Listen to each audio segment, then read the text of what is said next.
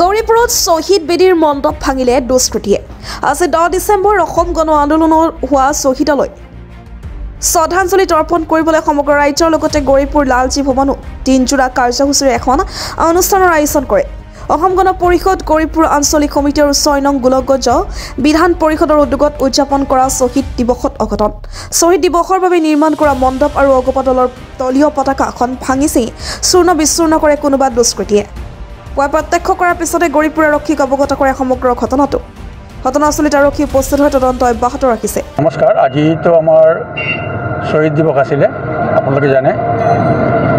এই শ্বহীদ দিৱস উপলক্ষে আমি যোৱাকালি এই অস্থায়ী মণ্ডপটো আমি নিৰ্মাণ কৰিছিলোঁ, কিন্তু দুৰ্ভাগ্যৰ বিষয় নিশাৰ ভাগত কোনোবা দুষ্কৃতিকাৰীয়ে এইটো ভাঙি লণ্ডভণ্ড কৰি থৈ যায়, কাপোৰ কানিবোৰ চিৰি থৈ যায়, আমাৰ পতাকাখনো নমাই থৈ গৈছিল।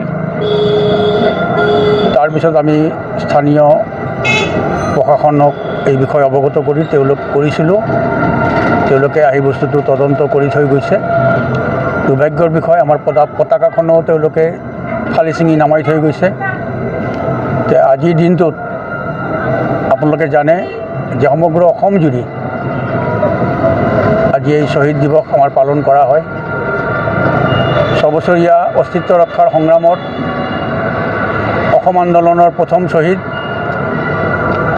আজি এই দিনটোতে 1979 চনত শ্বহীদ খৰ্গেশ্বৰ তালুকদাৰ শ্বহীদ হৈছিল, আৰু তাৰে স্মৃতিত লগতে আমাৰ অসম আন্দোলনৰ 860জন শ্বহীদৰ স্মৃতিত এই শ্বহীদ দিৱস আমাৰ পালন কৰা হয়।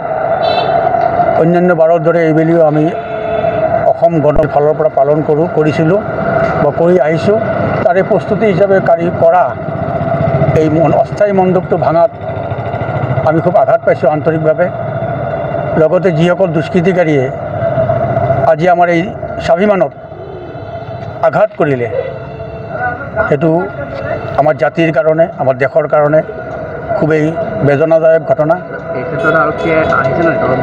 আৰক্ষীক আমি ইনফৰ্ম কৰাৰ পিছত তেওঁলোকে আহিছিলে, আহি আমাক সোধপোছ কৰি থৈ গৈছে, আৰু এই বিষয়ে আমি তেওঁলোকক ইতিমধ্যে আপোনালোকৰ ফালৰ পৰা এখন আমি মেমৰেণ্ডাম আকাৰে এখন দিছোঁ যে গৌৰীপুৰ চহৰৰ আইন শৃংখলা লগতে এনেকুৱা ধৰণৰ দুষ্কাৰ্যবোৰ যাতে ৰোধ কৰিব পাৰে, তাৰ কাৰণে আমি তেওঁলোকক ইতিমধ্যে অলপ আগতে গৈ পেলাই আমি তেওঁলোকক জনাই আহিছোঁ, আৰু তেওঁলোকে আমাক আশ্বাস দিছে।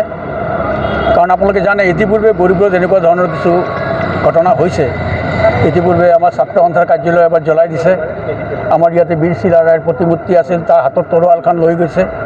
এটা দুষ্ট চক্ৰ আছে, যি চক্ৰবিলাকে এই ধৰণৰ কাম কৰি থাকে বুলি আমি ভাবোঁ। আৰু দলীয় পতাকা আছিল, এইখন অগপ দলৰ পতাকা আছিল, এইটো তেওঁলোকে ছিঙি থৈ গৈছে। এই আমাৰ আজিৰ ক'বলগীয়া কি ক'ম, যে আমি ক'ত বাস কৰি আছোঁ। আমাৰ জাতীয় অস্তিত্ব আজি ৰক্ষাৰ বাবে আমি কিবা এটা যদি আমি এটা স্মৃতি অনুষ্ঠান কৰোঁ, তাতো আমাক ব্যাঘাত জন্মায় দুষ্ট চক্ৰবোৰ। তো আমি আজিৰ দিনটোত এটা আহ্বান দিছোঁ, জনাব বিচাৰোঁ প্ৰশাসনক, আমাৰ চৰকাৰক, যে এই ধৰণৰ দুষ্কাৰ্য সংগঠিত কৰাবিলাক অতি সোনকালে কৰায়ত্ব কৰি এটা দৃষ্টান্তমূলক শাস্তি দিব লাগে, যাতে পৰৱৰ্তীভাৱে তেওঁলোকে এইবিলাক কামৰ পৰা বিৰত থাকে। গৌৰীপুৰৰ পৰা মুস্তাফিজুৰ হকৰ ৰিপৰ্ট, এনি লাইভ। খবৰ মানেই এনি লাইভ 24/7 আৰু এনি লাইভ ডিজিটেল। যিকোনো খবৰৰ বাবে যোগাযোগ কৰক 9387734920 আমাৰ এই নম্বৰত।